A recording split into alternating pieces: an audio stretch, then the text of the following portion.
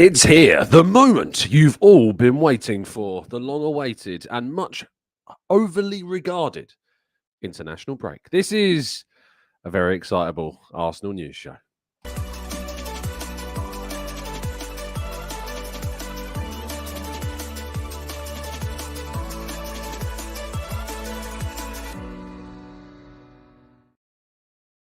Hello and welcome to the Gooner Talk, back again with you guys for another episode of what is the Arsenal News Show. Joining you every single morning at 8 a.m. UK time. Thank you as always for joining me and making this a part of your morning routines. It is incredibly appreciated and I hope you've had a fantastic week. Genuinely, I hope it's been good and I hope you've managed to prepare yourself in the most mentally stable way possible for 2 weeks without any Arsenal, which I know can be tricky. It can be a challenging time for all of us, of course. But we're going to try and keep it Arsenal. We're going to keep you updated. We're going to keep you locked in and hopefully entertained as much as feasibly possible over the course of these next 14 or so days. In fact, it's less than 14 days. That's the good news I can bring you, is that it's not a whole 2 weeks. In fact, Arsenal will be in action next weekend. Is Monday, of course. Next weekend, Saturday, October 19th, is their next game, which is only 12 days away, when they go to Bournemouth, of course, in the next fixture. Until then, we've got news to discuss. We'll be having some phone-in shows. We always like to do a phone-in show or two across an international break, so you can be sure that that some of them will happen. I'm having a lovely weekend away coming up as well. Not going anywhere kind of too crazy, just down toward the south coast, really. But don't worry, there'll still be shows for you. We don't skimp if I have holidays or not, or if I go to weddings or not, if I go and get married or not. You still get shows, so don't worry about that. Do drop a like on the video, of course. Subscribe to the channel if you're new around here with those notifications turned on, so you never miss a show. And please do, of course, welcome each other in the chat box. Blackshine, good morning to you, to Paul, to Tom, Damien, Paul.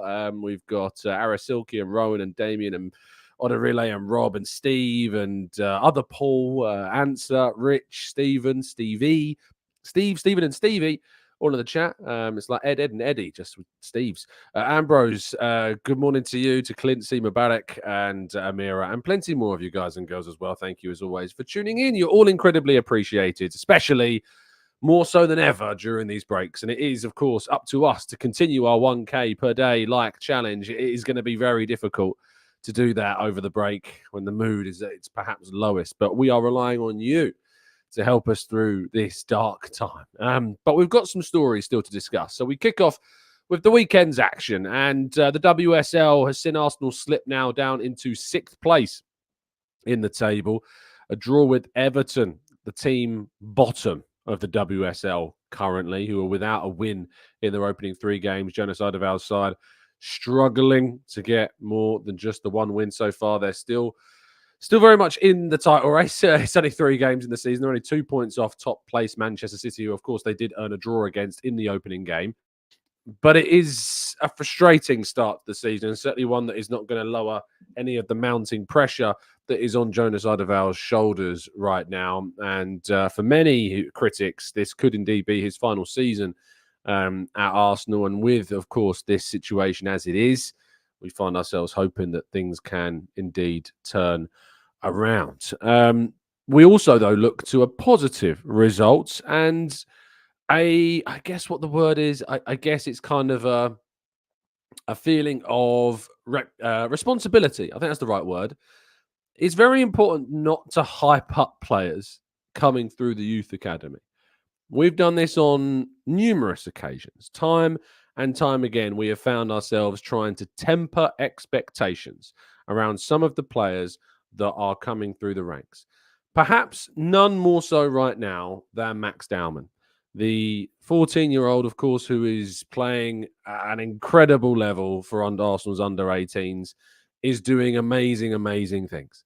And as you can see from the scoreline of Arsenal winning 3-2 at Birmingham, it's a pretty relatively normal scoreline. But what perhaps isn't normal is the fact that he scored a 95th minute winner in this game. And it's making it very hard to not try and get too excited at times.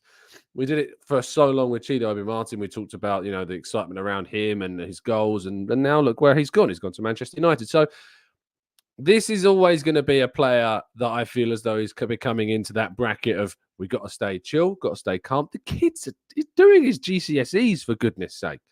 Literally, as TJR says, he's literally a child. So we need to make sure that we are being very cautious and responsible, I think. And I don't want to get, fans in a position where they're feeling too excited. But Max Dowman did score a 95th minute winner for the Gunners against Birmingham to help them and Jack Wilshere get another result. In terms of a Premier League roundup, there was more Premier League action yesterday, and it was a day which I think Arsenal fans will enjoy very, very much so. They will enjoy hugely because all the results that went down yesterday, all three games, significantly improved the angle of the smile upon any Gooner's face. Aston Villa drawing 0-0 with Manchester United in one of the worst games of football anyone has ever seen in their entire lives. Was not a blockbuster like the Bayern Munich game at Villa Park was in the week, that's for sure. But it was a result that, of course, opens up a gap between the teams that most are looking at fighting for the top four places and the teams fighting for the title. Chelsea drawing 1-1 at home with Nottingham Forest, going 1-0 down before Madueke getting an equaliser. Cole Palmer with an assist, another goal contribution for him. But a result that will... I mean, Nottingham Forest are having a very decent season so far. 7 games in, and they find themselves on 10 points, which, of course, is a quarter of the way between what you would describe as the magical 40-point mark of safety. And they've still... And that would happen with 10 games to spare if they were to repeat that feat another 3 times. Yeah, very good start to the season for them. They've already beaten Liverpool at Anfield as well and getting a point against Chelsea. And they've played some really difficult games. They've played ourselves. They lost, of course, on the opening day of the season 2-1. Oh, wait, hold on. No, they didn't. I'm thinking of last season. We beat Nottingham Forest last season. We still have to play Nottingham Forest, but they still have played some very decent sides, Liverpool and Chelsea as well. I'm trying to think, have we played Nottingham Forest? When do we play Nottingham Forest? Let's have a quick look down the table. It's November 23rd. It was my birthday weekend game, is Nottingham Forest. So, yeah, I don't was getting so confused. It was the first game of last season, wasn't it? Yeah, Ian Nketiah scored. My memory's starting to come back to me now. But, yes, 1-1 with Chelsea. Good result for them. And then, the comedy. The joy. And if you're having a down Sunday, if you're having a Sunday that's perhaps challenging your mood, then just go and watch Spurs. Just chuck on the telly and chuck Tottenham on. Because there's one thing that will cheer you up. It's seeing them go 2-0 up and then lose 3-2 to Brighton.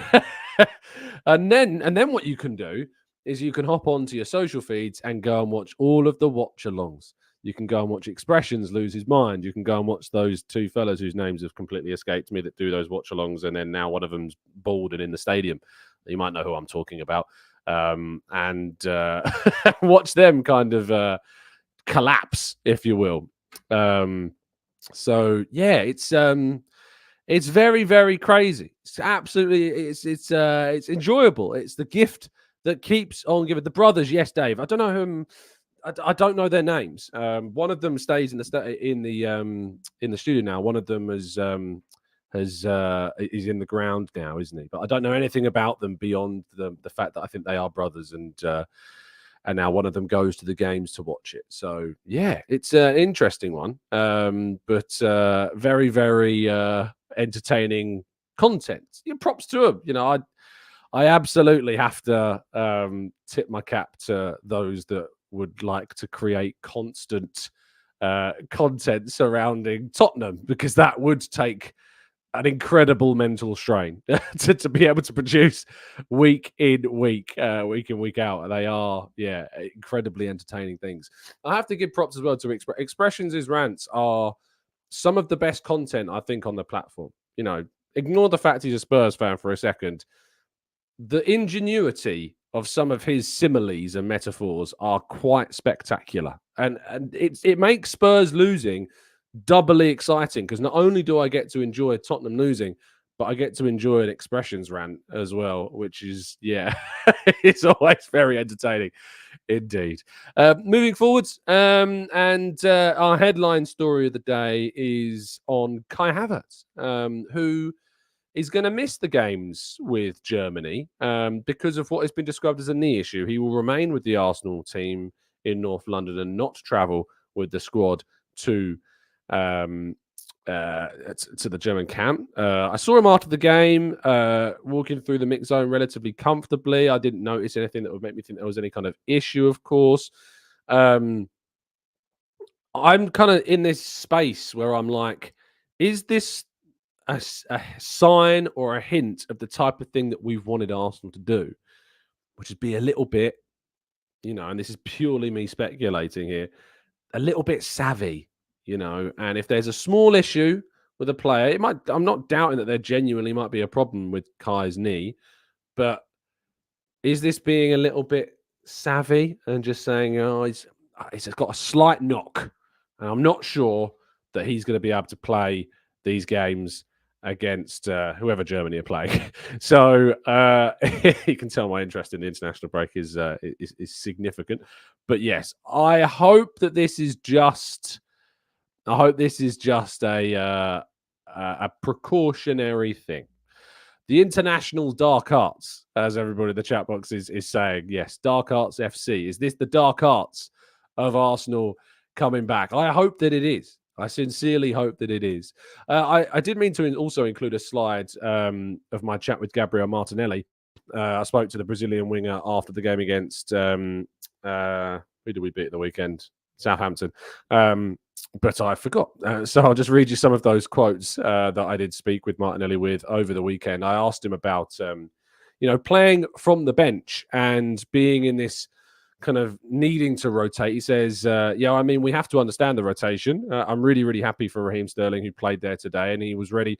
And I was ready to come on as well, and really happy with the goal. He was asked about kind of his preferences surrounding it, and he says, no one wants to be on the bench. I want to play. I don't mind being on the bench, but I'm happy to help the team and be there for the boys as well.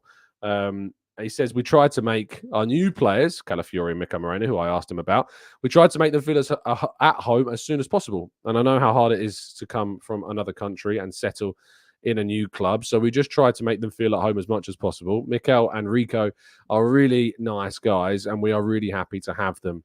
And now that they're fit again.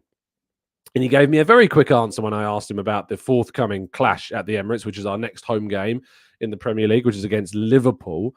And he says, we can't wait to play these games and we will be ready for them, which I do like to hear from Martinelli as well. There is a real confidence now about Martinelli's play and Martinelli's kind of feeling of where he is as a player. And that is an exciting place to be, I think, for a player that relies on confidence so heavily.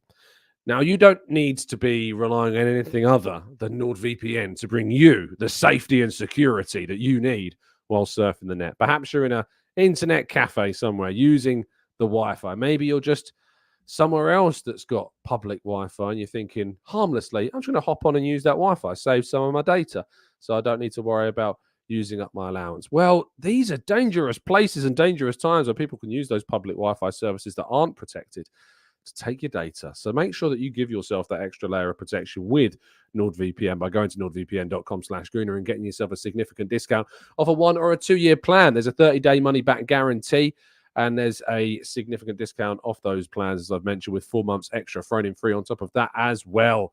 So you got to go do it. It's a must in 2024. And a massive thanks to Nord again for sponsoring us, as well as football prizes.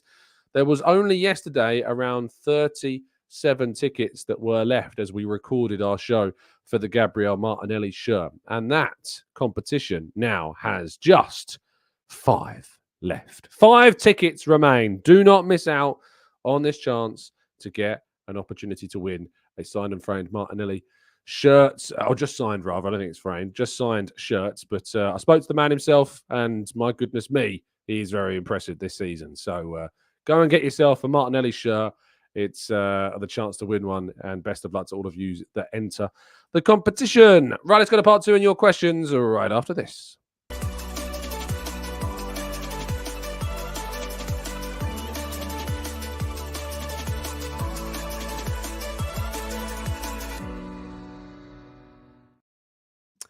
Okay, this is part 2 of the show where we tackle some of your questions and more. So if you'd like to hop some questions down into the chat box, that would be incredibly appreciated. So please do drop them with a capital Q into the chat box now. We'll go through as many of your questions as we can. Pedro says 200 likes.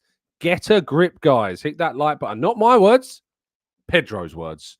So I'm just putting them out there. I do endorse them, but come on. Make sure you're dropping a press on that like button. It would be incredibly appreciated if you could and help us in this international break up to 1K every single day. Right, let's go to Mark, who says, Tom, I know how you feel about injury updates, but what is the latest that you're hearing when we might see Ødegaard, White, and Timber in training? Mark, I have absolutely no idea. I'm really sorry. I cannot give you any kind of clarity on this. We know that from what Arteta said that both White and Timber were in contention last week. So you'd assume from that there's a good chance that we would see, that kind of progression maybe to after the international break. Same with Zinchenko. Ødegaard, it might be a bit longer. We will have to wait and wait to find out what's going on. J.R. Smith says, Tom got an Aries hat. Very nice. Yes, I did. This is the only thing I could actually afford on that line of merchandise. I do like the jacket, but it's 350 quid, and I'm not spending 350 quid on that jacket. Just not going to happen. But I like this. Like the Arsenal cannon on the side. It's very nice. The Aries on the back as well. I like it a lot. So yeah, don't worry. The TGT cap is still safely stored, but this is my new. What word do the kids use these days? Is it drip? I got my new drip. Goodness me, what has happened to the lexicon of the youth today? It's horrendous. Khan says, wait for the sale. I mean, these days, Arsenal's merchandise sells out extremely quickly. So, it's highly unlikely that will happen. Owen says, is it just me, or was there a lot of empty seats on Saturday? It's not just you, Owen. There was a larger number of empty seats than there is usually. And I'm not entirely sure as to the reasons as to why. I don't know if these were just seats that weren't taken up. I don't know if these were season tickets that didn't go. We do know that ahead of the PSG game, there was a lot of tickets. More, I say a lot. There was a significant number more so than we're used to on the ticket exchange. There is definitely a question mark. I think we're going to do actually a phone-in show this week about the atmosphere. I think one of our morning shows will turn into a phone-in show on the atmosphere. So make sure you watch out for that. We're going to be asking you about how we improve things, what needs to be done to improve it, why it's not in a place where we would like it to be, and perhaps some of the reasons behind why it's not where it would or rather should be as well. So I think that's all worth doing. Looking forward to that. Simple Unit says, hi, I might be obsessed with Saka, but what do you think about Ahara's comments from Saka not being world-class, but Palmer and Yamal are? I think that it is a ploy to try and wind people like yourself up, mate. That's what I think. I don't believe for a second that's what he thinks. I think that he's thought, what can I say that's controversial today and annoy Arsenal fans? Because that's what he loves to do. I'm going to come up with this, and that's personally what I think he's doing. Tizer says, you may remember last year I was not a big fan of J.E. I don't think he's doing enough with that squad. Jonas Eidevall, of course, that is, and was not happy about it. We're seeing the full manager, of course, let go for free. Oh, sorry, that's Vivian Miedemar, of course. I thought you were talking about Monroe for a second. We've seen Viv Miedemar let go. How long do you think he's going to last? It's difficult. I'm not, my connections into the women's side of the game are far less as potent as the men's one are, but it's surely they won't stand for a very poor season. And obviously they qualified for the Champions League this time around. This season they didn't do that last season, so hopefully we see an improvement there.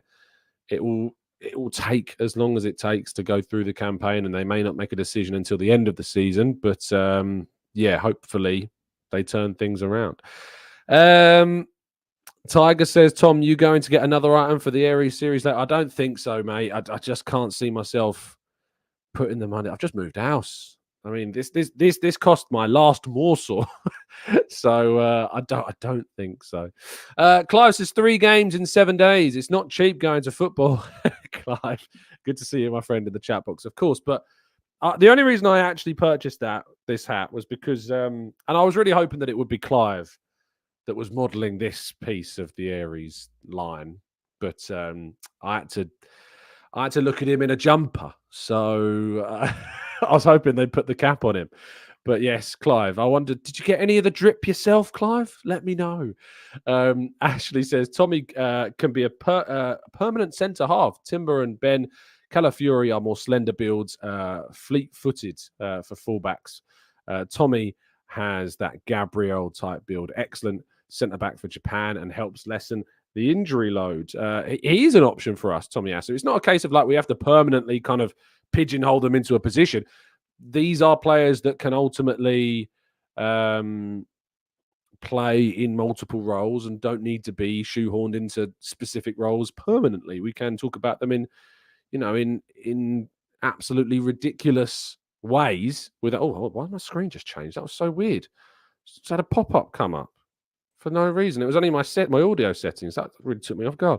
Where was I talking? We don't have to specify what players can play, and they can play wherever they're happy to play as well. Sela says it's now evident why Arsenal tried to sign Šeško. Thank you so much for the kind donation. I mean, the evidence around like signing Šeško is that they saw it as a market opportunity at the time in June of earlier in this year. It was obvious that Arsenal are open to signing a centre forward. We know that Arsenal are happy to sign centre forwards, and we know that if they see an opportunity to sign one that they appreciate and that they like, they will go out and try and do that. And I think there's going to be more emphasis on that, of course, next year in the next summer transfer window as well. JR says Saka is simply a killer. Palmer and Yamal are obviously unbelievable talents, but neither are as efficient and consistently dependable as Bukayo. I wouldn't swap them for either. I don't necessarily agree about Palmer not being as efficient and consistently dependable, because Palmer has been very, very, very consistent. But I wouldn't swap them. I think all three of them are excellent talents, and we should just be able to enjoy them. I know that rivalry dictates that we should be battling one another over who's better than who. But, I mean, Palmer doesn't play the same position as Saka anymore. He's playing as an attacking midfielder or a second striker, effectively. And, I think that they both could play together, and they will play together, I think, in the England team moving forwards. And that's going to be great. I think what Maresca has done is actually helped England a lot by moving Palmer into more of an attacking role. And I'd quite like to see a midfield of Rice, Bellingham and Palmer with Saka and probably either Grealish or somebody else on that left-hand side, with, of course, Harry Kane up top or Ollie Watkins up top as well. So, there's lots of options for Arsenal, for England, and it's good to see so many England players doing so well from an England fan perspective, of course. Ant says, Tom, I see we have another tough run after the international break. What's your thoughts on the next 6 games? So Arsenal's next 6 games in the league are Bournemouth away, Liverpool at home, Newcastle away, Chelsea away, Forest at home, West Ham away. Then we've got into December, Man United at home in our London-based December. Man United at home, Fulham away, Monaco at home, Everton at home, Palace away, Ipswich at home, Brentford away. That's great, isn't it? Having a December where you play every single game in London. That's brilliant. Absolutely brilliant. But my thoughts is that we had a really tough start to the season, and we've coped with it very, very well. We're 1 point off the top. If it wasn't for a last-second goal against City, we would be top of the league by now by a point. So that is the fine margins that we find ourselves in right now. Mark says those worried about Havertz injury should chill. We still have Jesus, Martinelli, Sterling and Trossard who can all play the number 9 position. I don't know how serious, if serious at all, Havertz's issue is. So it's really hard to speculate on what it might be. Silla says Yamal scored 7 goals last season and Saka scored 20. I'm convinced Sahara only watches Spurs on telly. Alex says, have you made your end of season predictions? Eddie Howe to be sacked again, Arsenal to win a trophy, anything a bit left field? I learned my lesson, Alex, from from last year. I don't think I should make... They weren't even predictions. They were just kind of like hot takes. They were like random hot takes that could potentially happen. Some of them did. I did make some predictions for FL. We had to do like our start of the season predictions. My early one was that my first sacking was Lopetegui. I said he would be the first manager to be sacked. So let's wait and see if that turns out to be the case. Amira says, have you seen Ange's interview where the reporter said that last night's game might be an open one and asked how he planned to control it? And he replied, we don't. Oh dear. Oh no. Carl says, Tom, I'm curious. Well, another story. How does likes or indeed dislikes affect the show on YouTube? If you're asking me, I don't know the inner workings of the YouTube algorithms. I just know that either a like or a dislike, but I'd rather you like the video, of course. But I think YouTube's algorithm basically kind of like the more you get, the kind of more it kind of pushes it into people's faces if they watch similar types of content. I think that's that's probably about it, to be honest.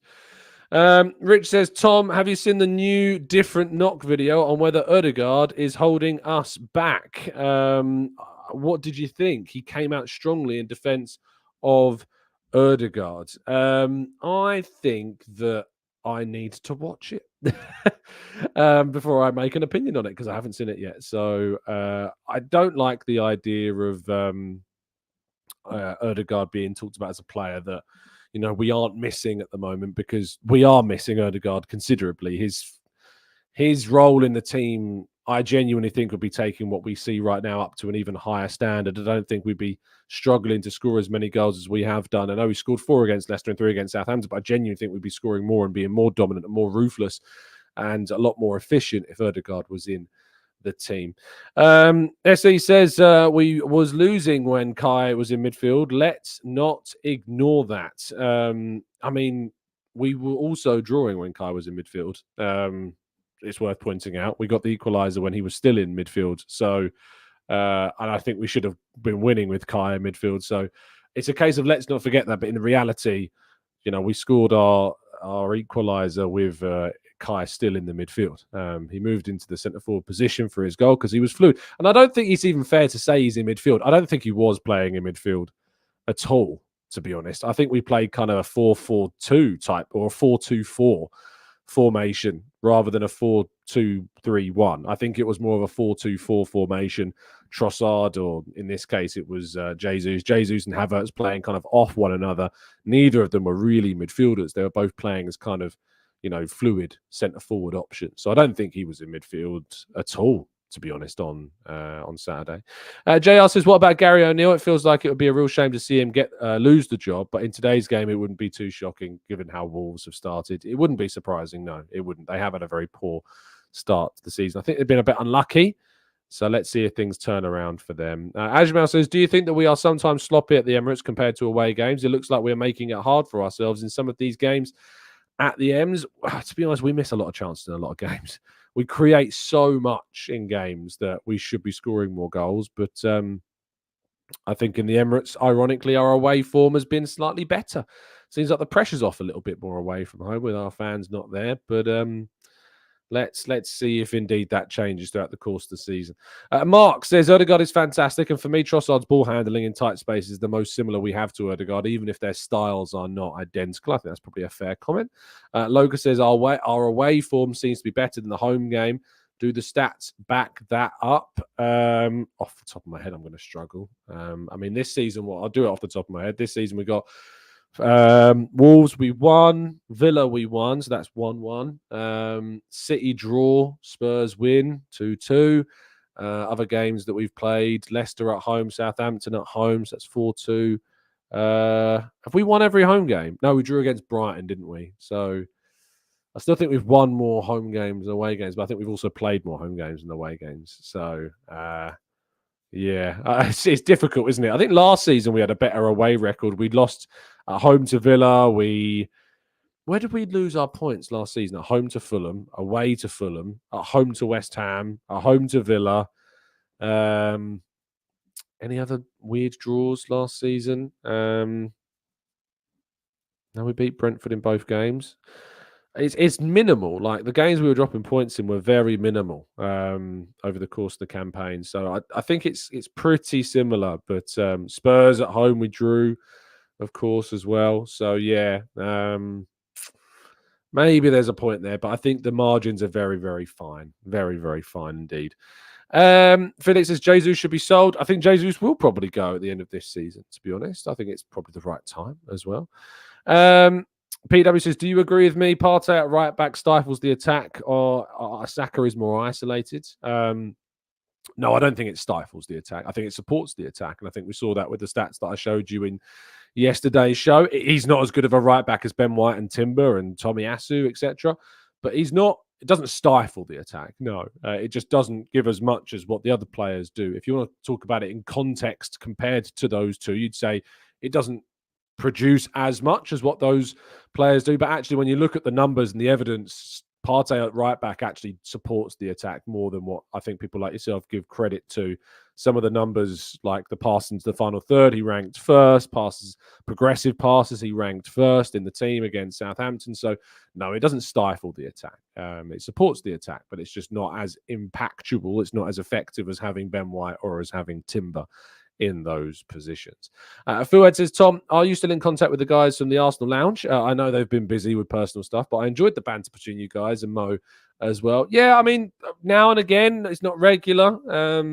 Obviously, I'm very busy these days with work and stuff, but I know that Shaheen and Lev and Mo are doing well as far as I'm aware, and I hope they're doing very well indeed. And I did enjoy doing that show. It was a lot of fun. It was a lot of fun.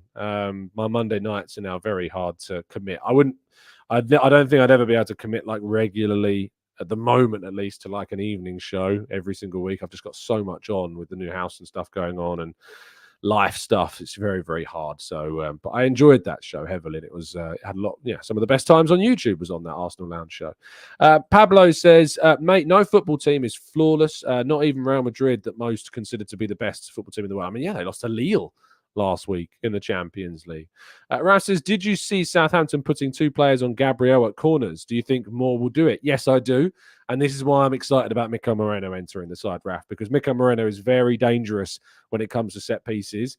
I'm actually going to do a piece today on all of the set pieces that we had against Southampton and looking at each of them and seeing what happened. But yes, you're right, Raf. They did put players on him, and he only got 2 headers from all of the set pieces we had, and both of them went off target because of that. And they had a strategy to try and deal with Gabriel, and it worked. But maybe with Miko Moreno coming into the team, Saliba, of course, in the box, will have more threats to deal with. I'm sure that over the international break, Nicholas Juve will be working on how we deal with that fact.